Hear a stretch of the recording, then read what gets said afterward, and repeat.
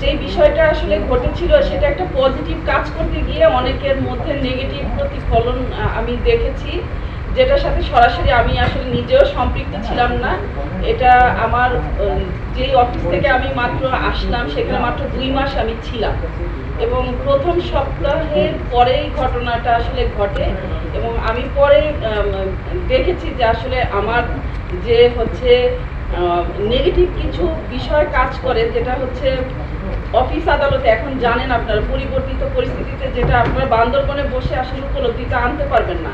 বিভিন্ন অফিস আদালতগুলো অনেকের দখলে চলে গেছে এবং অনেকে অপব্যবহার অলরেডি করা শুরু করেছে। সেরকমই একটা প্রতিহিংসার শিকার আমি হতে যাচ্ছিলাম, যেটার কারণে হচ্ছে ওই জায়গাটা কিন্তু সাংবাদিকরা, ভালো সাংবাদিকদের কথা আমি বলবো না, ওখানে অনেক ভালো সাংবাদিক আছে, কিন্তু কিছু হলুদ সাংবাদিকতার কবলে আমি পড়ে গিয়েছিলাম, যার কারণে আমার কাছে জিজ্ঞেস না করে বা আমার কাছ থেকে ভালো মতো বিষয়গুলো না জেনেই কিছু অসাধু ব্যবসায়ী এবং কিছু অসাধু চক্রের প্ররোচনায় তারা আমার বিরুদ্ধে বেশ কিছু অপপ্রচার করেছে।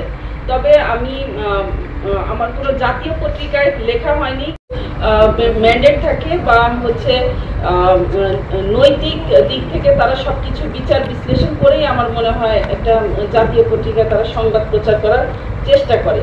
তো যাই হোক, মহান আল্লাহর প্রতি আবার অসীম কৃতজ্ঞতা জ্ঞাপন করছি যে এই ঘটনার পরেও মানে আমি অবাক হয়ে গেলাম যে হচ্ছে জেলা প্রশাসক হিসেবে আমি মনোনীত হলাম এবং হচ্ছে আমার বদলির আদেশ হলো কুষ্টিয়াতে। আমার সব কিছু বিবেচনায় এনে একদমই খুব ক্লিয়ারলি আমাকে হচ্ছে এই জেলা প্রশাসক পদে প্রদান করা হলো। এটার জন্য আমি সরকারের প্রতি কৃতজ্ঞ। কর্মকর্তা সংখ্যক খুবই প্রবল, আমাদের মাত্র 2 জন ম্যাজিস্ট্রেট আছে পুরো, আর আমরা বর্তমানে এডিসি আছি 2 জন, ঠিক আছে।